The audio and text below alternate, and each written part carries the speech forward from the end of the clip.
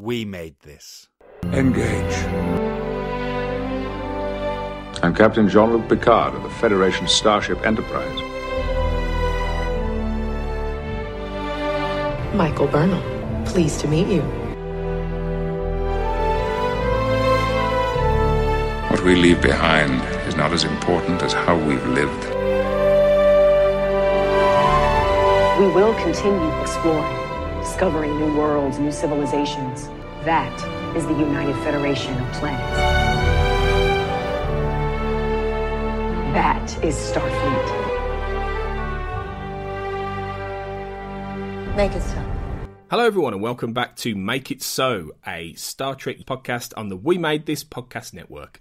I'm one of your hosts, Tony Black, and in lieu of my other host, Kurt North, being off on another secret mission or a trip to the beautiful shores of Risa, or wherever I choose he's going to be. I'm always trying to think of places he's going to end up, but I can never think of any. Stuck in the Mirror Universe? Stuck in the Mirror Universe, perfect, yeah. On a Mirror Universe version of Risa, while he's over there having, what would that having be? a really sinister... Torture chamber or something? Yeah, like a really sinister massage. Or something like that. Well, while he's there, doing whatever he's doing, I'm joined by recurring guest on the show to talk Vaulting Ambition, the 12th episode of Star Trek Discovery. With me today is Craig McKenzie. Welcome back, Craig. You haven't been on that long ago, really, have you? Hello, yeah, great to be here. In my timeline, it was like 3 days ago, but in terms of the timeline of the releases, I don't know how long ago it was. Weeks, I suppose. What are timelines? Well, exactly. What are timelines anymore? What is time when we record anymore?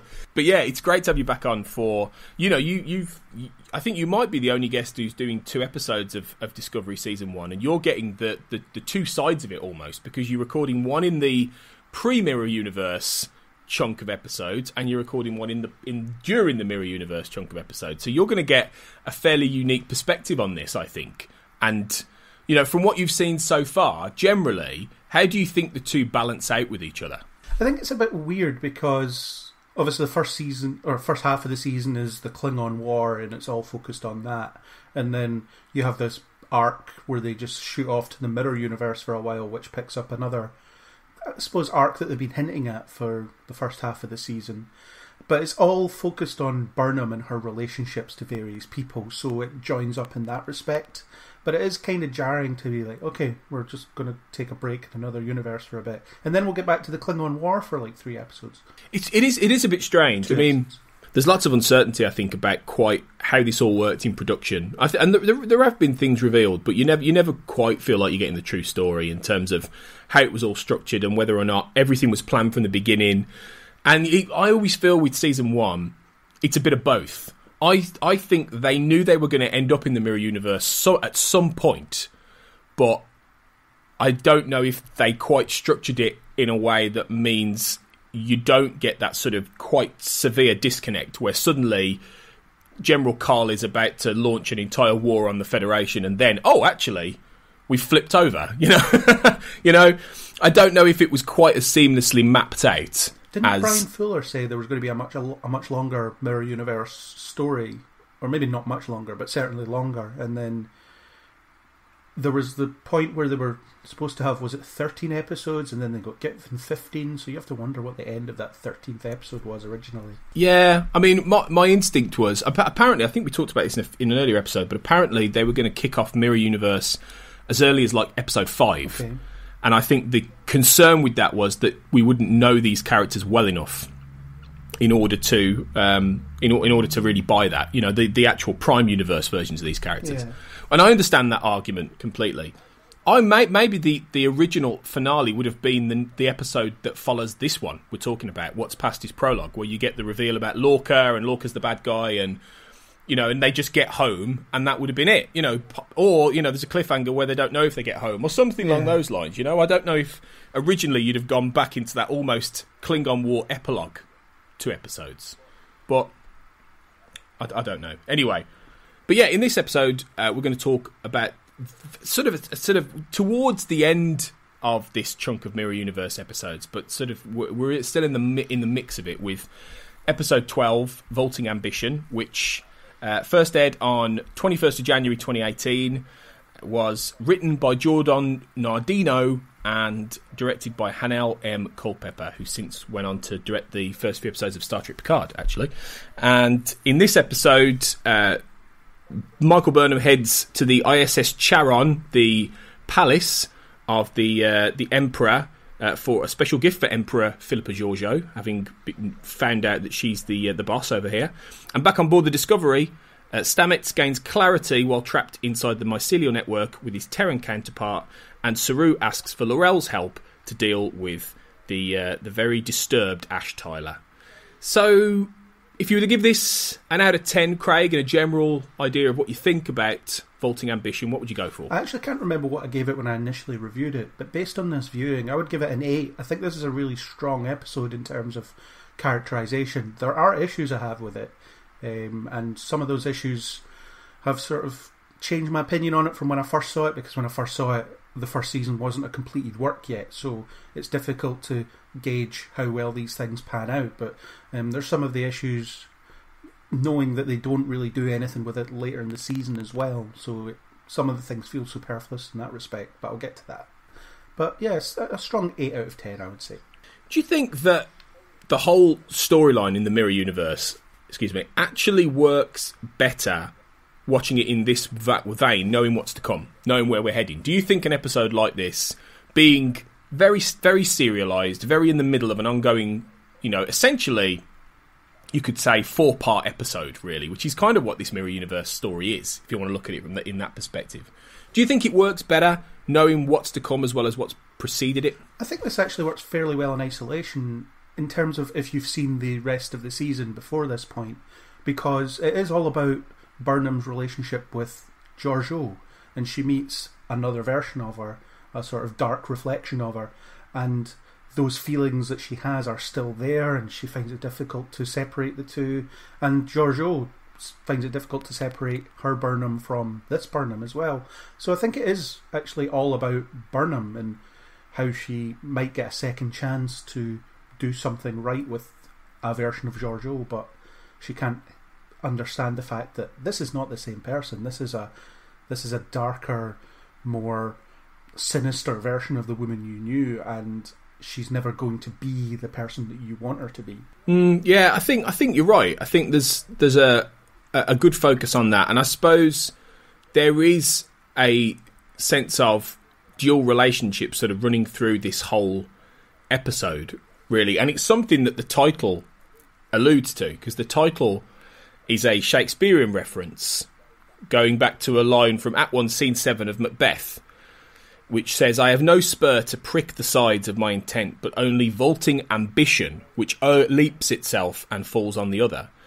And it was deliberately placed in trying to get to the idea that many of the characters are dealing with what would be considered in Macbeth to be sort of ghosts or visions from the past. So you've got, as Jordan Nardino says, there's Burnham looking at Georgiou, there's L'Rell and Voke, there's Stamets and Culber.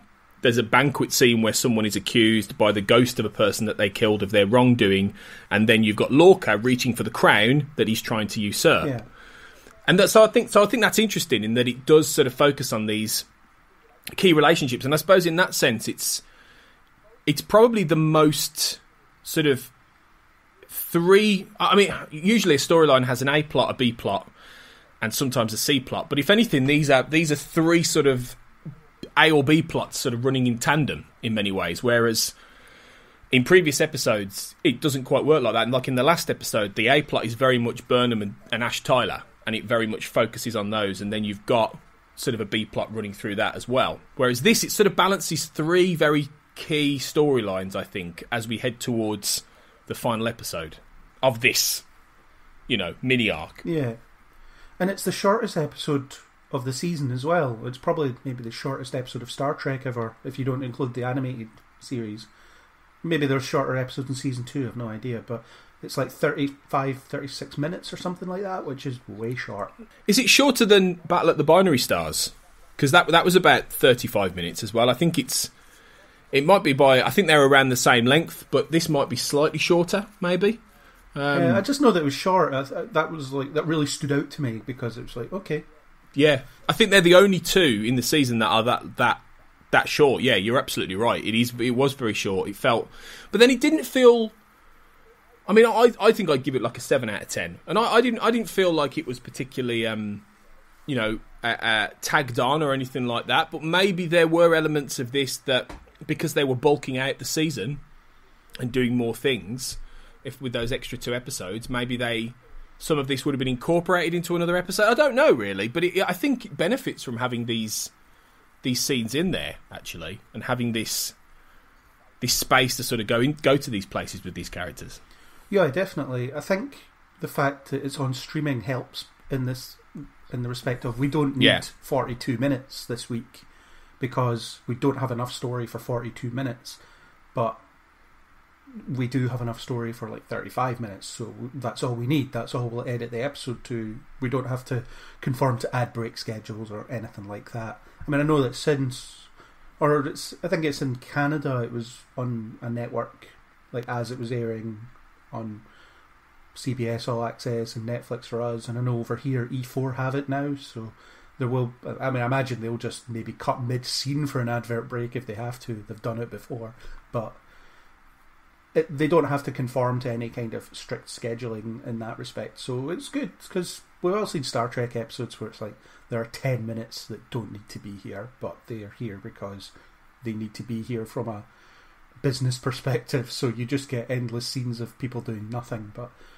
here it's every minute is significant and needed, and then there's no fat to trim really. No, I agree. I think it's an important episode that sort of you can't go from the wolf inside to what's past his prologue without this. You know, you need this in there in order to develop everything. Absolutely. But no, yeah, I enjoyed it. I thought it was a solid. It might not be the best. I think the wolf inside is dramatically more powerful. And I from what I remember of what's past his prologue, it's an action spectacular. Like there's just so much going on in that episode that's payoff. So it's maybe not as showy as either of those episodes in 2 different ways, but it's good. It's a good one. So let's dig in then and talk about it with a bit more detail. Sure.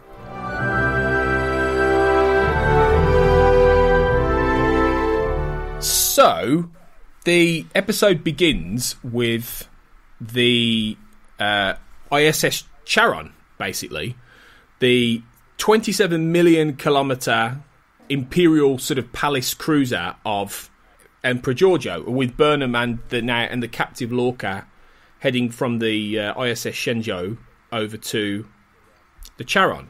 So, I mean, let's talk a little bit about this ship first, because I think it's interesting that, well, firstly, that Giorgio travels on like a ship palace and she's not based on a planet or anything like that. I thought that was in step with the Mirror Universe, really, because when we've seen previous sort of Mirror Universe episodes, they never really seem to be based on like a home world, do they? You know, when you had like the Intendant Kira in DS9, she was on DS9 obviously, but then she was on ships and things like that. So, you know, I think it's quite fitting that the Emperor, the person in charge, is a little more mobile, really. Yeah, and in Deep Space Nine there was no Emperor because it was after the Terran Empire was overthrown, and then the only thing we saw before that was the ISS Enterprise. So, other than the Enterprise episodes, of course, which are immensely fun and will always be immensely fun, but they were only on ships as well. In DS9 they would go to like planets where the rebels were hiding and things, but other than that, I like the big palace ship. It's amazingly ostentatious. It's brilliant, and the fact that it has that kind of spore power source at the centre, it almost seemed a little bit Romulan in that respect, because they have the big gap, but I'm guessing that's accidental from the point of view of the Mirror Universe, because they'll have wiped out the Romulans probably, who knows. But it's a really cool design, and it's in keeping with the sort of shifting design aesthetic and Discovery era stuff. So again, if you're not into that change in design aesthetic, then you're probably going to hate this. But why are you still watching at this point if you can't deal with that? Well, exactly, and I think that it's intentionally designed. I also thought of like the Romulans, definitely, and it's intentionally designed to be different. I think from, if anything, it felt a bit more like Stargate to me. Like, you know, how the the Gould would. Have you seen? You've seen Stargate, right? You know, I haven't actually. I've never watched. Oh, you haven't? But, okay. no. Well, I mean, I think you'd like it, Craig. To be fair, because it is very sort of 90s Star Trek-esque. In fact, it's quite 1960s Star Trek-esque, not Stargate SG-1. There's like 20 seasons in total, though, isn't there? There's a lot, yeah. And I confess, I haven't seen all of them, to be honest. And yeah, it's not as good as Star Trek, and it does get a bit cheesy in places, but it has some really great ideas. And one of the big idea of Stargate is that the aliens, the Goa'uld, are based on sort of mythical, particularly ancient sort of Egyptian sort of people. And they travel in either these big pyramid sort of ships, or things like that. And they're these very sort of imperial, sort of pharaonic, ostentatious, ships. And so in some sense, the Charon reminded me of that, really. And I think there's some interesting ideas that go into the design. Charon as well comes from a ancient Greek word as well, or an ancient Greek myth. The Charon is the ferryman of Hades, who carries souls of the newly deceased across the river Styx and Acheron that divided the world of the living from the world of the dead. And you would pay a coin called an obolus for passage to Charon in order to go into the underworld. So it's, in that sense, it was a very sort of foreboding part of the myth of the ancient world and ancient Greece. So and there was a title in season 2 that was that as well. An obol for Charon. An obol for Charon. Yeah, absolutely. Yeah. So they continue with that sort of idea. But yeah, it's interesting. It's interesting, really, how they pull from these ancient myths and ancient aspects. So I quite like that, really. It also, I had to look it up in that the big climax of the Earth Romulan War was called the Battle of Charon years ago. And I did think at first, was that the Battle of Charon? Is that another reference to the fact that maybe they wiped out the Romulans? But probably not, because it was the Battle of Charon. So I don't know if that's quite the same thing. It's just, we'll spell it differently, but the reference is there, perhaps. Yeah, probably. Maybe. Yeah, maybe. Maybe I'm looking too hard. But yeah, anyway, it's a good little reference. But it's a cool ship. And obviously the key is that they need to get over there in order to find the data involving the USS Defiant, which crossed over and is potentially their way back into the Prime Universe.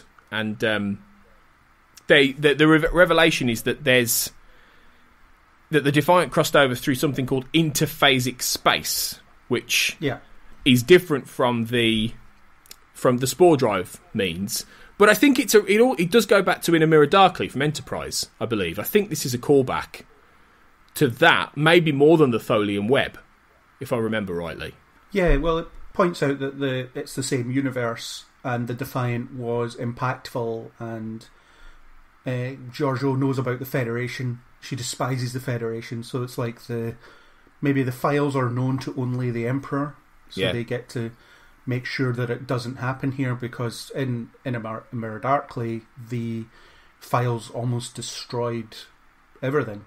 And people started to see, oh look, we can all be cooperative, we can achieve better than this, and they used them as inspiration to sort of rise up. So obviously, let's not get that information out there in the public, because people might start getting ideas above their station. But I like it as a kind of for the Emperor's eyes only sort of thing. Yeah, and she makes that point later, doesn't she? When she's saying things like, freedom, and she's spitting these words out, cooperation, and she's very much keeping those secrets in order to not give anyone ideas. But ultimately, that. Well, I mean, I can't remember exactly what happens in the Mirror Universe.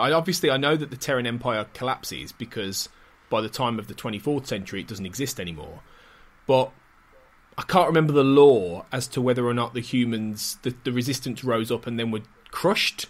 Can you remember what happens between Mirror and crossover? Because I'm not sure. So what happens is Kirk inspires the Mirror Spock after he mind melds and finds out about the Federation and how things can be better that way.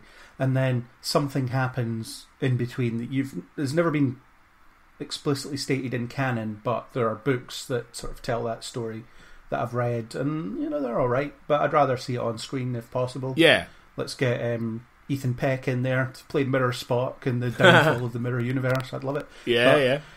Basically, Mirror Spock tries to bring about the Terran Empire into a more Federation type model, and he fails. Or maybe he succeeds because the Terran Empire falls apart, but what it's replaced with isn't exactly much better.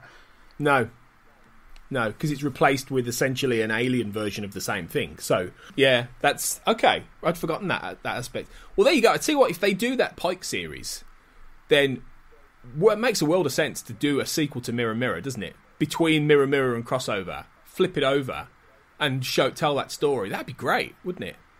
But yeah, I feel like Enterprise would have played with that if it'd been allowed to continue, even though they were a bit earlier. But yeah, you can jump around. I mean, yeah, you're probably right. Yeah, exactly. Yeah, but yeah, obviously they need to go over and try and steal that data about the interphasic space, and Burnham obviously doesn't realise what she does when she gives Lorca a hyperspray that'll sort of numb the effects of the agonizers, those crazy things that make you like a machine. Because she doesn't realise that by the end. I thought that was nicely done. Actually, that was quite a clever way to sort of allow Lorca to sort of break out at the end as we get the revelation that who he is. I quite liked that them seeding that early and putting that in there, so by the time he does break out, it makes sense. That was good. That. Yeah, it was a decently done reveal, and at the end of the previous episode you see his sort of sly grin as Giorgio shows up, as if to say this is all going according to plan.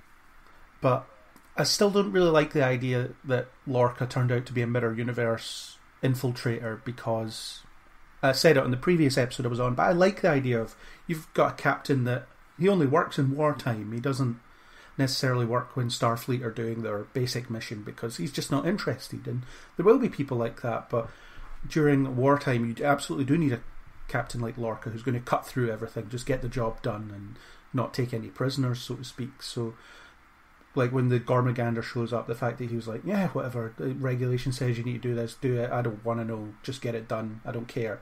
And it gives you a bit of variety. So I feel like it was a bit of a cop-out when it was revealed that he was from the Mirror Universe, because it's like, oh, that's why he's not acting like a traditional Starfleet captain. Like, can we just have a non-traditional Starfleet captain? That'd be fine by me. It's difficult, isn't it? Because I think at the time I remember being a bit anxious about Lorca before the reveal, and quite the kind of captain he was. But watching the show back, and I've said this on these episodes I've been on, I've enjoyed him much more as that, like you say, that wartime captain that, no nonsense, gets things done, isn't afraid to book the rules. He's a different sort of cowboy captain to Kirk, in the sense that it's the ends justify the means kind of thing. But you really did feel by the time we get to the Mirror Universe, Lorca's bonded quite a lot with this crew, and they do respect him, and vice versa. And he's tough, and he doesn't necessarily have friends, and he's not as warm as some of the other captains. But he was good, and Jason Isaacs is really great. And to be fair, that has been the consistent strength of this show, in that both seasons have had two really great captains who've been really well played, Lorca and Anson Mount as Pike, and they've sort of anchored this show, and they've really helped it. And they're obviously very different characters, but yeah, I feel like while it's a good twist, and it's an interesting twist, and I can see why you would want to go there for dramatic purposes. I do understand, but it's a shame. It is a shame because those kind of captains should have existed in a wartime scenario. Even in the 23rd century, when everyone, if Gene Roddenberry had his way, everyone would, he's peaceful and happy and all this kind of thing. But that wasn't even the 60s. The 60s, there were loads of dark, angry captains in that show. People like, yeah, but they were all insane. They're all insane. Ron Tracy and all that. Yeah. Yeah, but you're right. They were all insane, but they were there. They did do these kind of captains. They did put them on screen. But yeah, it would have been nice if you'd have had Lorca be that captain. I mean, I wish he'd have gone back. I wish he'd have, he wouldn't have died. And that they would have taken him back and he would have played. I said on I think it was on the last episode. I said it would have made way more sense if Lorca had played the role that Mirror Giorgio plays with Section 31 and all that stuff. That would have been far more interesting, I think, and it would have been far better. It would have made more sense. Alternatively, reveal that that Prime Lorca's not dead, you know, and that bring Jason Isaacs in as Prime Lorca and have him be a little bit like Mirror Lorca. You know what I mean? Still be that tough character, but he's not the Mirror viewer. Do you know what I mean? There were other ways to do it. Well, there's all this chat about him being a completely different person. I think Cornwell says that at some point, but you'd think he would have to be similar enough, otherwise they wouldn't have let him back on a ship. Well, yeah, and I always think that there are, in all of these Mirror Universe versions, there's always some similarity. I mean, if you look at like DS9, like the Cisco of the Mirror Universe, yeah, he was far more swarthy and boorish, but he was angry. He could do that anger, and Prime Cisco was absolutely angry at times. You know, when he would get really, really intense. You know, he absolutely did that. And at the same time, you know, Mirror Smiley, you know, Miles O'Brien had similar. He's basically the same guy. He's basically the same guy. Yeah, you know. So there are definite sort of winks and nods to the fact that they're obviously skewed for that dramatic purpose and to make them different. But there is this essential same character in there. So it could have been done, I think. And I think that's what you will find eventually, particularly with Georgiou, especially if she gets her own show. She will steadily become more like the Prime Philippa Georgiou. I think that will be the point of that character from where she begins here. So, yeah, I know what you mean about Lorca. I'm on the fence with it, really. But it was a good reveal. Although a lot of people didn't like the eye drops thing, did they? As a reason why, you know, the problems with vision. To distinguish. It's weird because it's not something they've ever done before with the Mirror Universe. Yeah. It's just, oh, look, the genetic difference is that we're more sensitive to light. And it's like, huh? Yeah, did they need... I don't know if they needed that, really. No. You know, it felt like just part of their way of sort of setting up... to me, that felt more like a way of them trying to plant clues as to Lorca's true... You know, and then being able to pay off with that moment where Burnham realises, and it flashes back to all the little points in season 1 where there have been weird things with Lorca or things he said. But you know, when I was watching that, I kept thinking, was this all planned? This is what I meant earlier. Like, did they really know when he was saying things to Burnham that are now spinned in an entirely different context about him essentially grooming her and, you know, having a sexual relationship with her? I mean, was that really what they were doing in episode 3 or 4? I don't know, Craig. I think to some degree, at least the Mirror Universe reveal was planned. Maybe some of the details weren't quite there. I think what happens in TV sometimes is you want to get to a point, and the point is we're going to reveal that this person was the villain all along.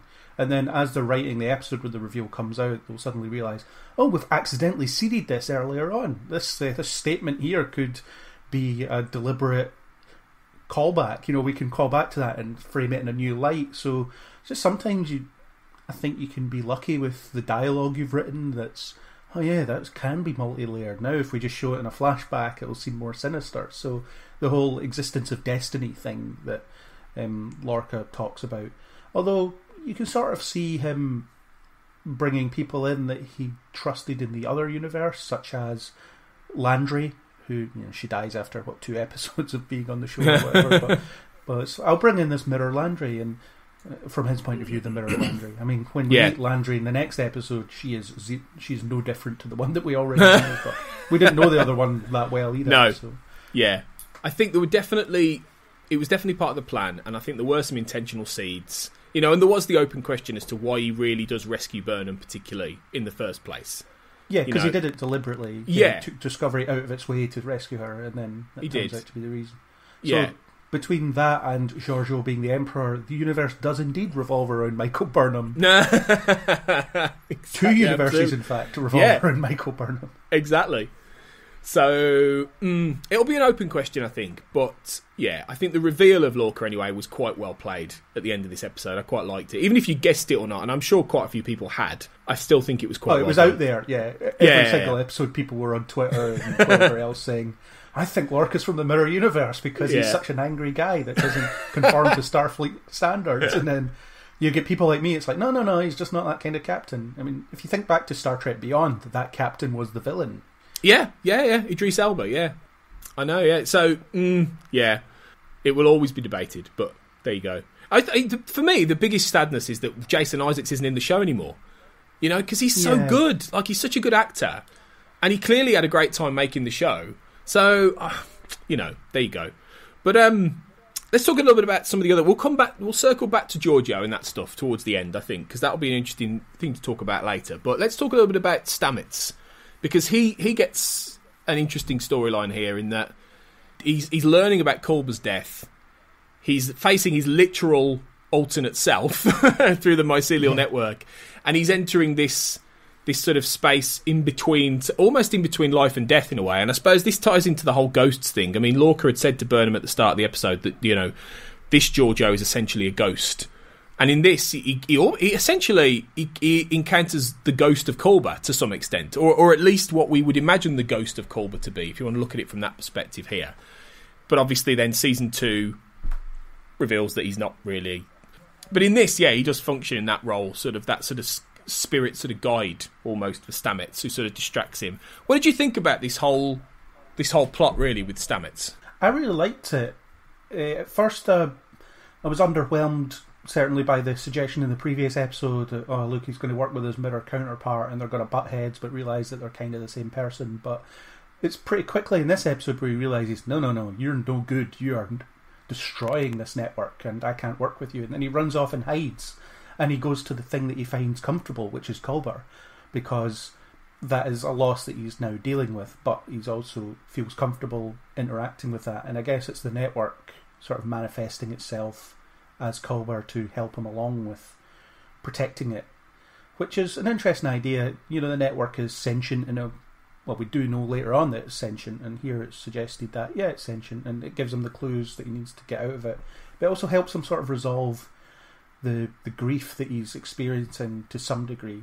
I really like how it cuts back to the brushing their teeth scene from an earlier episode, and that was heavily celebrated because it is this mundane thing, but it's also this symbol of comfort. You know, they're at this stage in the relationship where they have a nightly routine, they talk about their day, they brush their teeth, they get ready for bed, and it's like, in a franchise that had never had a gay character before, other than kind of that episode of Deep Space Nine where Dax's previous husband or wife was, whichever it was.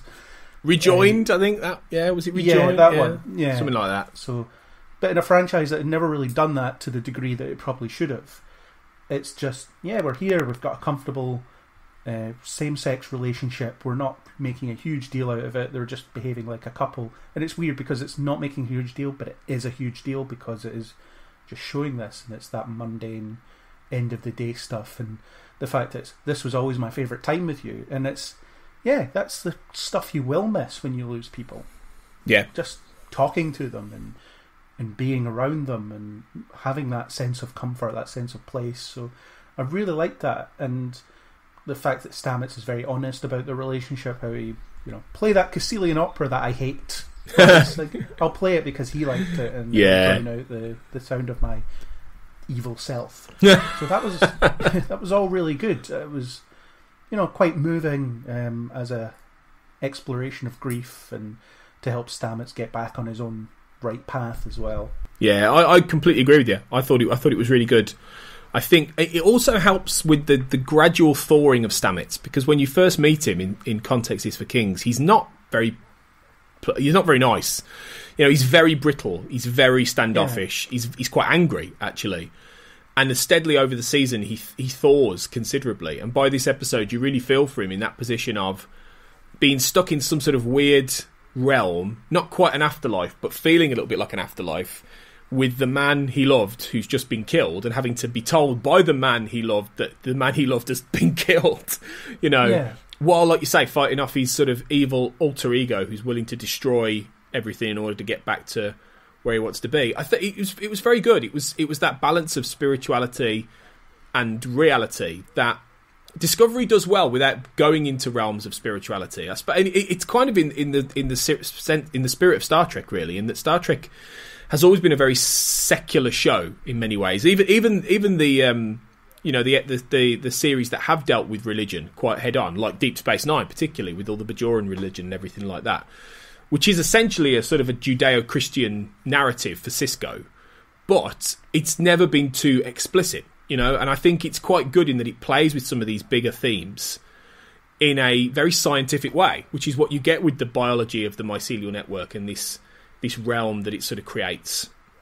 It was interesting actually thinking about the biology of this, in that, have you been listening to the Delta Flyers, the new Voyager podcast, by any chance? No, I'm going to listen to it, but I haven't had the chance yet. I think Garrett Wang and Robert Duncan McNeil will be a great pairing for talking about Voyager. It's a lot of fun. They're very charming, and I've listened to the first one right now where they're talking about the first part of Caretaker, and they reminded me about the fact that Voyager was made up of bioneural circuitry, which was a biological aspect, and they described it as, you know, essentially the ship was supposed to be alive. Now, you never got that with Voyager, really. The bioneural gel packs would come out whenever they needed a technobabble bit, but you never really got the sense that Voyager was alive, particularly. Whereas Discovery, you've got this whole aspect with the spore drive. Not that the ship is alive as such, but that there is a whole realm of existence within this technology, within what it can actually tap into, and where Stamets is placed. And I think that's really cool, actually. And it's really made me rethink the spore drive. I didn't like it at first. I was very against it. I thought it was completely against canon.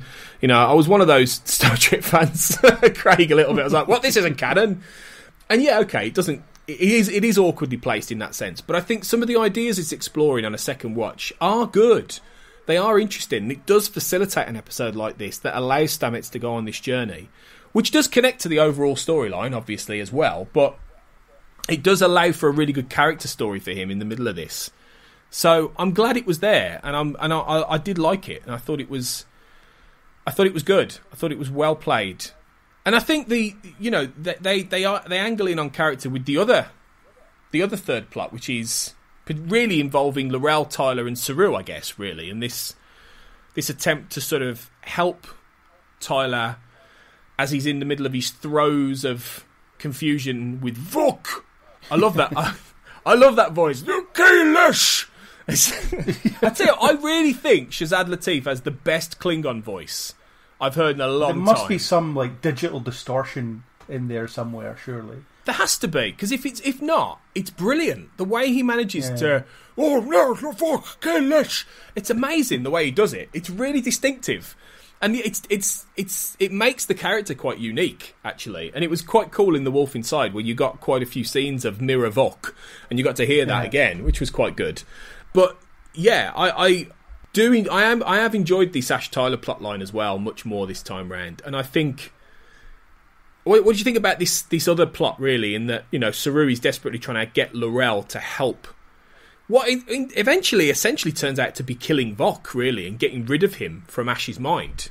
Yeah, that was what I was talking about when I said the things that don't pay off, really. So you had this whole plot line from whenever Tyler was introduced, was it episode 5 or whatever? Yeah, Choose Your Pain, I think. Yeah, this whole, is he a secret Klingon? And then this, what was his name? Javid Iqbal doesn't exist. You know, he's got one IMDb credit, it's this, and like he has no online presence. And I'm sure a Twitter account came out for him before. He was like, don't worry, I am a real person and all that. And they did all that. I think the background of it is somehow more interesting because they had to make up a person to make this work in the age of the internet, you know. But it's so that's fine. And then it kind of colours every episode where you're thinking, is he a secret Klingon or is he not? I think I decided early on that he wasn't.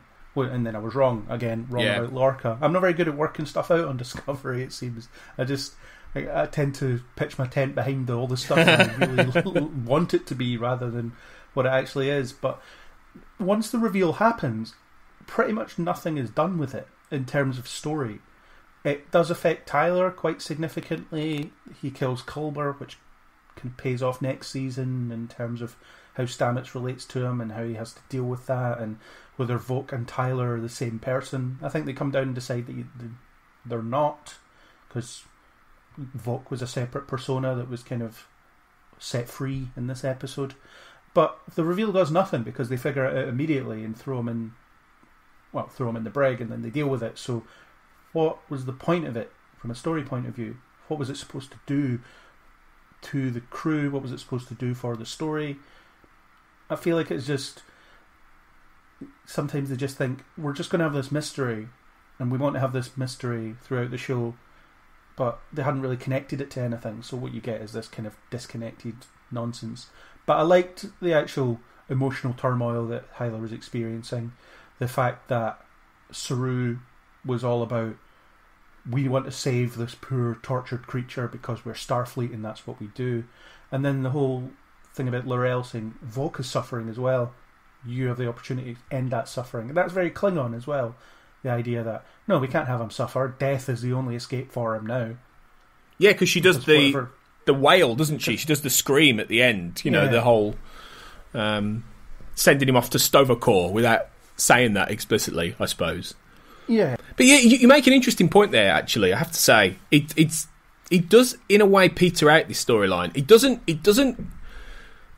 I thought this went on longer than it did, weirdly, actually. I thought that the Ash stuff went on well towards the end of season 1, and I've forgotten that it ended that early. You know, that Burnham finds out in the last episode. This episode essentially removes that duality. I'd forgotten that, and I think my instinct is that the whole Ash Tyler thing was for two reasons. Firstly, it was in order to give Burnham a means of humanising even more.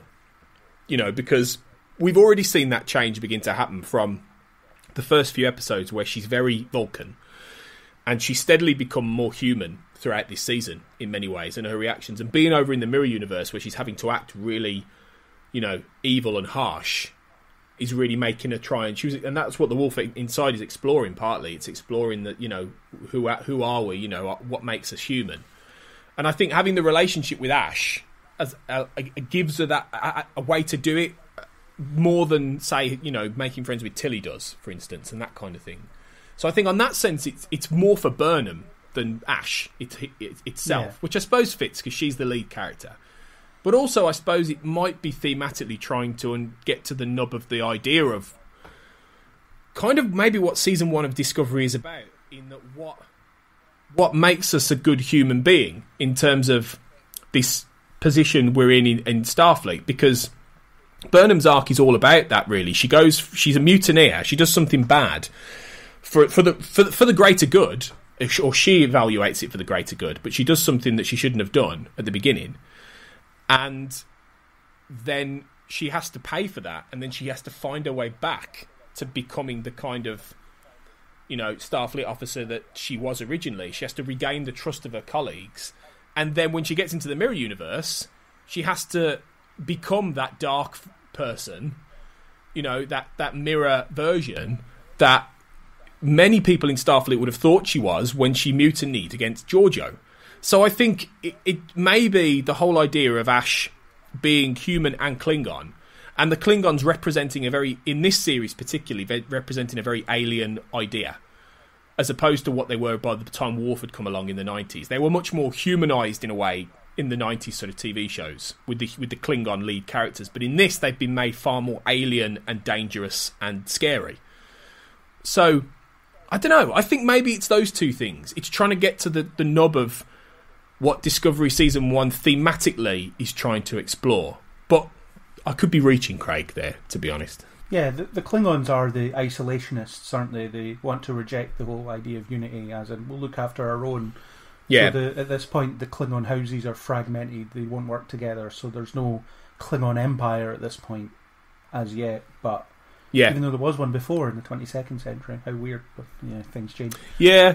And it's obviously supposed to mirror our own time, where isolationism is not a good thing, and I don't know, maybe the Klingons are representing what the Western world is now versus what that Starfleet was supposed to represent the Western world in its idealized form before. It's, you know, all these kind of metaphors, because Star Trek has always been that. It's always been an allegory about the world we live in to some degree. So I keep looking for those sort of connections, and the Klingons are quite clearly this. Look how dangerous isolationism is. Look how it can colour your viewpoints. Look how dangerous it can be for others and things like that. So they don't quite go into it to the level of detail that I would like, but it's definitely there, certainly in the subtext. Yeah, and I think season 1 is far better at trying to get into some of that subtext than season 2 ends up being with what it does. Season 2 is much more of a confection of, a plot without much going on underneath, whereas season 1 does actually have ideas and themes that are like you say, that are key to Star Trek, and Star Trek is all about allegory, while also projecting forward to a hopeful future, which is where ultimately it gets. This season does end on that note, 100%. It actually does, but it makes the point that you have to battle for that, and that it's not an easy one thing. Well, I say that, even though the Klingon War is very easily wrapped up in the end, but, season 2 is very reactionary in a lot of ways as well to season 1, as in we need to get rid of the spore drive, or we need to stop with this holographic communication because diehard fans don't seem to like that. I don't care. For the record, I don't care. The technological advancements in this series make sense to me because it's being made in 2017. Yeah, exactly. When this season was being produced. So exactly. Yeah, we're going to have holographic phones in 20 years. So they'll have them in the 23rd century and they'll use them routinely. And so season 2 is reactionary in that sense, and it's why I like the MCU films more than the DC films, because the DC films, before they started just making, let's just concentrate on making a good film, they were trying to be, okay, fans are saying this, let's fix this, and then they're trying to scramble around and fix things. And season 2, well, I like season 2 a lot, is doing that. It's trying to almost pander to people that didn't like season 1, and I think they should have just completely committed to, no, this is our vision of Star Trek, and there's always going to be people that don't like it, there's always going to be people that like it, we just have to deal with it. Exactly. I think it's probably the least compelling of the 3 storylines in play here, but it does at least put Laurel and Tyler particularly into the position they're going to be in the last few episodes. But I think undeniably the most interesting aspect of the whole episode is Burnham and Giorgio and the storyline that goes on there. I mean, what did you think about this choice? I mean, this is, a few people have talked about how the idea that maybe this does make sense given that Hoshi Sato was Empress 100 years before. So theoretically, Giorgio could be a descendant of Hoshi. That's been long theorised since this came out. Yeah, I think it's dangerous to think along those lines. They're both Asian, so therefore must be related. Well, that is one way of looking at it. But my thought process is less about that negative point you make, and I do see where you're coming from, but more that maybe there was some sort of dynastic line that runs through, this kind of chain of emperors or empresses, which could be just by sheer, not by any particular plan, but just could simply be the continuation of that line. Maybe not. If anything, it feels more like it's a way of keeping Michelle Yeoh in the show after they maybe regretted killing Giorgio off so quickly. Yeah, definitely. I don't know if they regretted it or if they always planned this, but I think her death was necessary to propel Burnham along her arc, because if she'd mutinied and then Giorgio had survived, then she would have had less to regret as such, because then she could resolve it as being like, well, my actions saved my captain's life, so it's fine. So I think it was necessary in that respect that she needed to be feeling adrift without a mentor figure, and then in comes Lorca, who consequently in the other universe groomed her as well, which is kind of what he was doing there in the Prime universe. So yeah, she's desperately seeking a mentor, finds Lorca, and then comes under his, not quite under his spell, but she is behind him in the sense that, he's really helped put my life back together, he's given me opportunities, he's accepted me, I owe him a great debt, and there's dialogue to that effect in these episodes. She's constantly thanking him, constantly saying, I'm grateful for everything you've done for me. So the fact that she gets to confront a version of Giorgio that reminds her of the original but isn't the original is really interesting in that respect, because she has been processing that loss, and now she suddenly sees this person who looks and sounds exactly like the one that she knew. And that's just really interesting stuff, because she gets the opportunity to say things that she would never have said before, and the answers she gets back aren't the answers she would want because it's not the same person. Yeah. I think on a thematic level, it's good. It's a good idea, definitely. I think it's a very interesting way of, her confronting something that she hasn't properly dealt with, and it has been a consistent line all through the season, when in The Butcher's Knife Cares Not for the Lamb's Cry, when she gets the holographic recording from Giorgio, who gives her the telescope, when she keeps hold, and we see it in this episode, she keeps hold of the tag, the ID badge, which Mira Giorgio, Empress Giorgio sees and recognises, because she obviously knows about the Federation through the Defiance logs, and nobody else really does. And that was really cool. I thought that was a very clever way of not having really laborious scenes of her having to explain what the Federation is to Giorgio.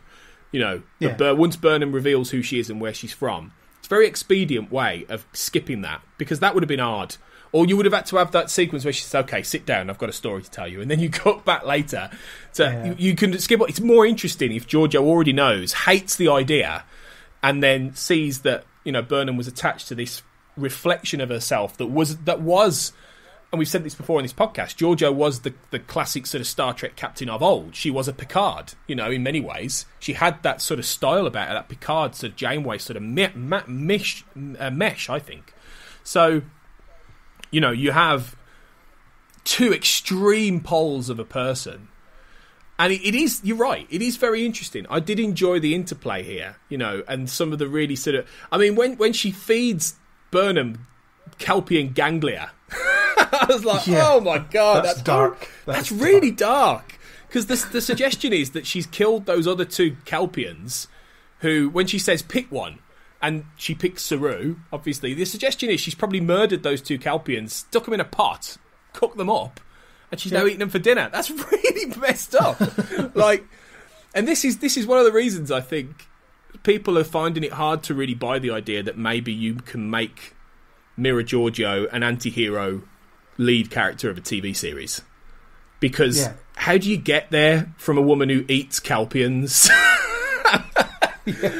I mean, throughout season 2, there's suggestions that she's starting to be sort of infected by our universe. She clearly cares about Burnham. She doesn't want the universe to be destroyed, but that's in her best interest because she's in the universe, so therefore it doesn't make sense for her to want it to be destroyed. But there was a scene that I remember in season 2 that was brilliant, where it's like, okay, in order to power the time crystal, we might need to blow up a sun, and Georgia's like, just do it, whatever. She just doesn't care. It's like, I don't care. I blow up the sun. Blow up the sun. When she's talking about Talos 4 as well, she's like, oh yeah, I destroyed that. And like, it's inconsistent, definitely, but I think really this is the point that the character is at the most interesting. When she's Emperor, she's in charge. You get that really cool scene where she executes all of her lords except the one and says, "Can you keep a secret? Clean this up and I'll make you governor of Andor." And he's like, "Oh, okay." That's really good. That's her at her best, at her peak, and it's. You wonder if she just has him killed as soon as he finishes cleaning up. Right? Yeah, that's exactly. Yeah. He has surely she would have done. So you get a lot of good stuff like that. I think that really puts that parallel out there of, this is not the Giorgio that you met at the beginning, who was a real inspiration, someone to look up to, and. It's good. It's good meat. It's good stuff to get into for Burnham. It's a very good, and as is the whole scenes with Burnham and Saru actually, and Mira Saru, where he's a slave, and he's having to bathe her in the morning and all this kind of thing. And there's, he says, "Oh, I don't have a name because I'm a slave," and it's so different from the very sort of headstrong, determined, quite fierce, anxious Saru that we know in our universe. To this very sort of neutered, sad one here, and so there's a lot of good flip sides that sort of challenge the relationships that Burnham has had with key people in her life, because really Saru and Giorgio are the two key people from her past, apart from Sarek. It's those two really she had the biggest bond with historically because of the Shenzhou. So it's good. It's good the way it calls back to that, even if I'm not entirely convinced that it's all mapped out perfectly. Yeah, I liked it. I thought it was good. Yeah, and it gives you a more nuanced portrayal of the Terran Empire as well. I mean, at this point, we've only had 2, which was both in Enterprise and the original series. And in that, there were over-the-top, cartoonish portrayals of evil versions of the characters, which was the style that they were going for, and it worked brilliantly in there. But if you start looking into the nitty-gritty of it, you'd think you could not run a ship like that, where everyone is constantly trying to kill everyone else so they can be promoted. You'd be constantly looking over your shoulder. You wouldn't get anything done. It would just be chaos. But this, it's much more sinister. Mirror Giorgio is much more deliberate in the way that she's, well, not evil, but, well, she is evil from a certain point of view, but she's perfectly in keeping with her own universe in terms of how humans are and how humans behave. But it's much more sinister, much more calculating. You can sort of see how, she rules through fear. Everyone is afraid of her, and that's how she's keeping control.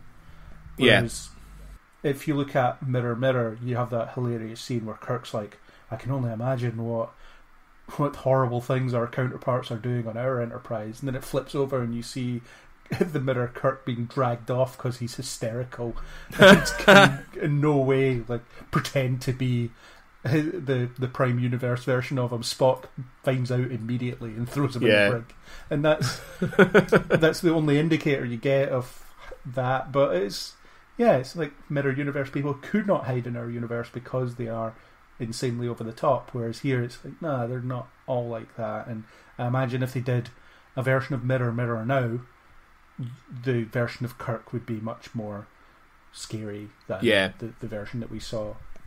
Yeah, it's like in the 60s, they could only conscience a universe where humans were fascists, murderers, if they were all mental. They were all completely insane. Whereas in this one, it's easier to believe. It's like, I've said it before, it's far easier to imagine that the Terran Empire is where we're going to be in 2250, whatever, than the Federation. Realistically, if given our world today and given how awful so many of the people on it are, it's not as much of a stretch to imagine this. And I think this is the whole point of what Discovery's trying to point out and say, these people are only a certain degree turn the degree knob a little bit to this way, and you could become this person, you could be this person, and that's been the whole point with Lorca, in that sense that he was able to function in the Prime Universe, but it was always with that level of, you look back now and he clearly was having to try relatively hard to fit that Federation model, even if I do think there are aspects of it that he did like and he did appreciate and he did, and what's past his prologue gets into this more, but that he could live with. And I think that's been interesting with the way they've played this, in that, yes, it's fascistic, it's a bit lawless, like you say, with the crew members trying to kill each other and all this kind of thing, to ascend like that, ascend the ranks. It is over the top in that sense, but it is also a more nuanced, less sort of silly and swarthy version of the Mirror Universe than we've seen. It's more like the Third Reich in the 2250s. It's more like if the Nazis had won and just dominated history for hundreds of years. This is kind of what they'd probably be like if they got into space and they were sailing the galaxy. They would just be very ordered. They'd have an emperor who was very ordered, very controlled, got everyone in the grip of fear. And I think that's the point, really. So yeah, I like the way it all comes across. And I have to say, like as you start to see Lorca break out at the end, the way they kill his mate, not Maddox. Is it Maddox or his friend? Yeah, the loyalist they bring in. Yeah, I can't remember his name. Yeah, it's not Maddox. Maddox is the guy who kills him, I think, or the other bad guy. But the way they kill him is just really horrible. Where they just stick that thing on him and he just basically explodes. Yeah, it's pretty grim. And it will be a brutal universe. I mean, we've seen that before. And also the thing about Giorgio is, in the previous episode, they say that it's run by a faceless emperor. That's based on the information they find on that Klingon ship, that the data core that they retrieve. So the suggestion is no one knows who the Emperor is. Not really. So yeah, and the idea that the ship moves around as well. Yeah, she's really hard to find, really hard to identify, really hard to overthrow for that reason. So the only people that are at risk are the people that are on that ship, and maybe they're afraid enough to not try anything. But you'd have to imagine if you were trying to take over a starship, even in the Mirror Universe, you would have to plan your move carefully. You'd have to make sure that those loyal to the captain were on your side, or you were able to get rid of them quickly enough, that kind of thing. So you would have to plan your coup for years, or for months, or for weeks, or for however long before you decided to make your move. And then there's a good chance the captain would overthrow that and kill you anyway. So I would quite like to see a bit more of that, maybe, at some point, just that kind of more sinister and calculating where, you know everybody around you wants to kill you, but you also know you have the power at this point and they're not going to try. Yeah, yeah, they're not going to mess with you. Yeah. I'd say one last thing I found interesting with what Giorgio says and about this universe is that she says that millennia ago, Terrans believed in equality, freedom and cooperation, but they shed those beliefs. And that those by the 2250s, that those ideals were destructive delusions that bred rebellions. Now, to me, that suggests that the Terran Empire, that this universe had a very different history to ours. As in, if she's talking millennia ago, we're talking, the age of Christ, and that was not in any way a free and democratic era. You had the Roman Empire and the Egyptian pharaohs and all that, and there were slaves and all this kind of thing. Yes, it was civilized, but there wasn't freedom in the sense we know today with democracy. So does that suggest that this universe, the history was very different, and that maybe some pre-war form of the kind of world we exist in today, I suppose, with democratic governments and freedom to some extent, existed 2,000 years ago in this universe? That was a fascinating idea, and they've regressed. Yeah, well, Enterprise suggested that as well, because that opening clip showed the attack on the Vulcan ship after First Contact was made. So they went and plundered the technology and then used that to enhance the Empire. So yeah, if humans are different in the way they behave in that universe, then absolutely you could imagine that maybe the Roman Empire had continued, or maybe even earlier than that. It could be, Genghis Khan's reign never ended, something like that. It could be anything. So the divergence point might be at the evolutionary level rather than some event that just went sideways. I'd love to know more about that. That's a time book. We love a time book on Make It So. There's a time book to write. The history of the Terran Empire, or that universe. That'd be fascinating. Well, there was a William Shatner novel that suggested that it was the naming of a lake on the moon or something like that was the first difference, and it spiraled from there. But really, the Shatnerverse is its own thing.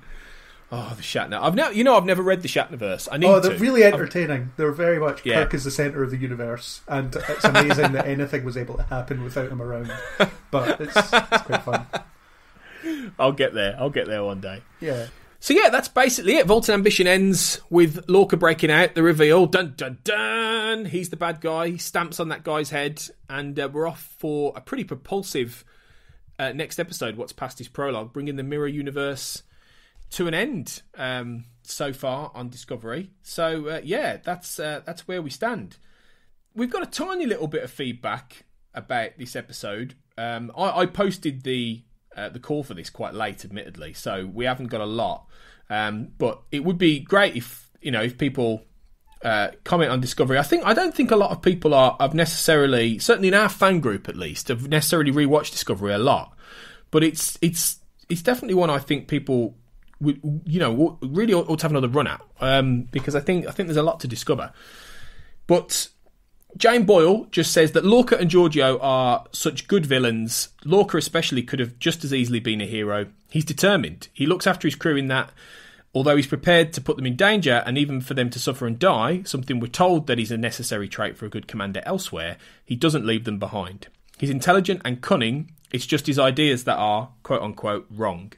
The Mirror episodes are the best of this series. They hang together, they have a distinct plot, they aren't cluttered up with backstory, flashbacks, and confused by multiple story arcs. I think Jane has a point there. I think in terms of being mapped and plotted, I think maybe the Mirror Universe chunk is the best of the season. In terms of being a serialised story, I would say that I personally think I got more out of some of the earlier stories in the season that like Magic is the sanest man to go mad. Magic to make I can never say that right. Magic to make the sanest man go mad. Every time I get it wrong. Or, parts of Lethe, or, certain of those episodes. I got a little bit more out of some of those on a character level. But I think, narratively, I think they pretty much nailed this mirror arc. What do you think, Craig? It's always fun to explore the mirror universe or an alternate universe, because it is it's familiar, but here's what's different about it. It's always fun. That's why there are so many stories about them in various science fiction properties, because, it is fun to see our characters, but a warped version of them. I think the mirror episodes themselves are among the strongest, although there's a weird amount of things that they seed that never pay off. So they say the Mirror Burnham's body was never found. She doesn't turn up. You'd expect that to be a thing that needs to happen. We don't see the Defiant, despite the fact that they keep mentioning it.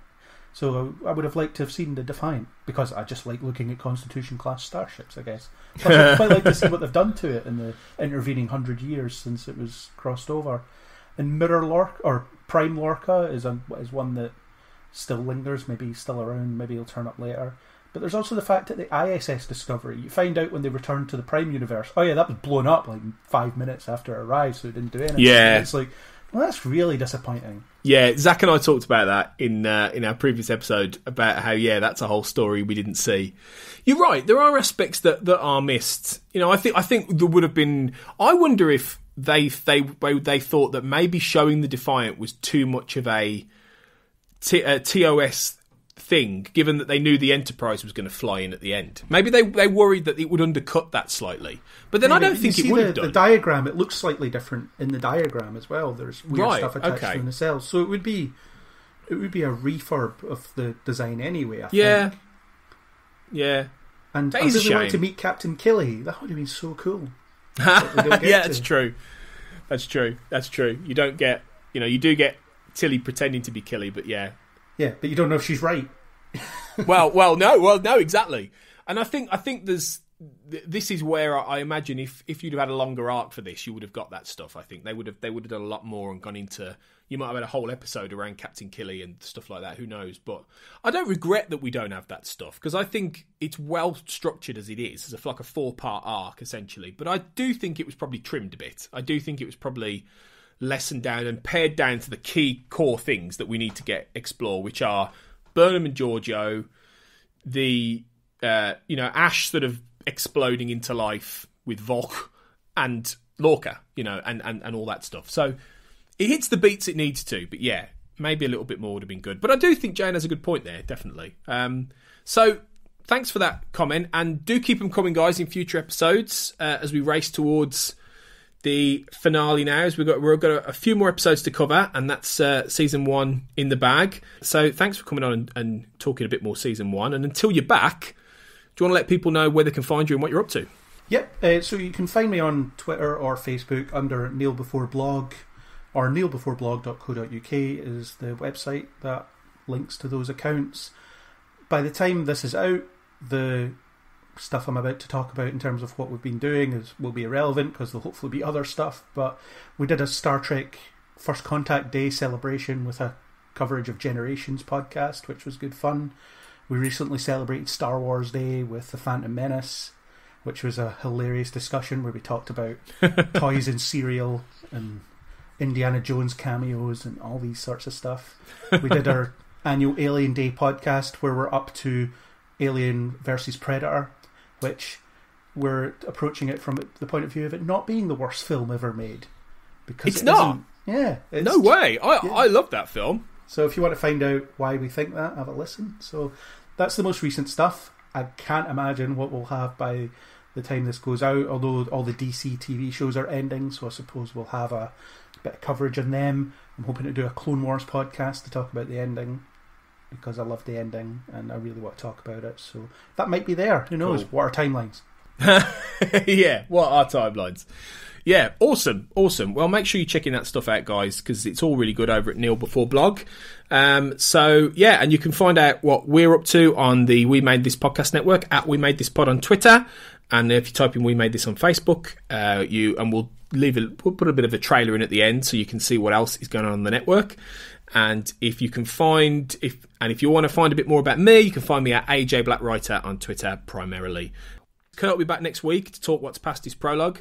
But until then, I'm going to fire up the displacement spore drive, head for a interphasic bit of space, and engage elsewhere on We Made This. Back to the decade. They're a tour bus of people, and then The Rock takes over the tour bus, and he's driving that, and he takes that head on with the criminals, and then the car like explodes into their car, and then those cars explode into the building behind it, and then once they which is very pointedly Trump Tower, which they could not have. Oh wow, is it really? They could not have known back then, but I noticed Holy that shit. when I was watching it this most recent time, and I was like, that's very funny.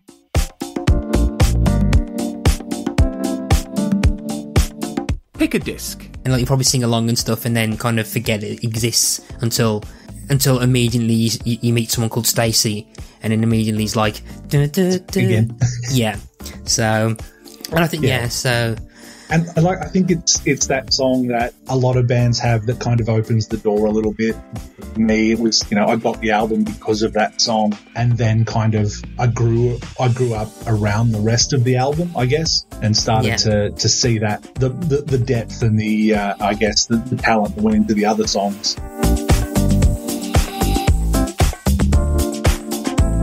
Observing the Pattern, a Fringe podcast. They are human, of course they are.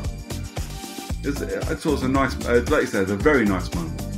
Yeah, it's lovely. And I think with Olivia, with any kind of policeman or detective or agent who works for the FBI or anything like that, if they work in a particularly nasty sector, say for violent crimes, they have to put up these psychological barriers. Otherwise, they're just. I mean, a lot of them burn out after a couple of years anyway. Yeah. But I can kind of apply that to Olivia. She has a lot of walls she puts up. Check out all of these shows and more on the We Made This Podcast Network.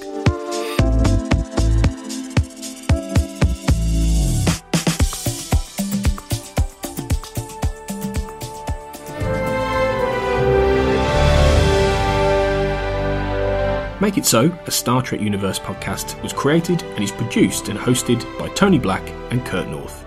You can find the show on Twitter at Jean-Luc Podard and on Facebook in the Make It So, a Star Trek podcast fan group discussion group. Check out the We Made This network at We Made This Pod on Twitter and on Facebook by typing in We Made This, and you can find all of our shows on our website, wemadethispod.com. Thanks for listening.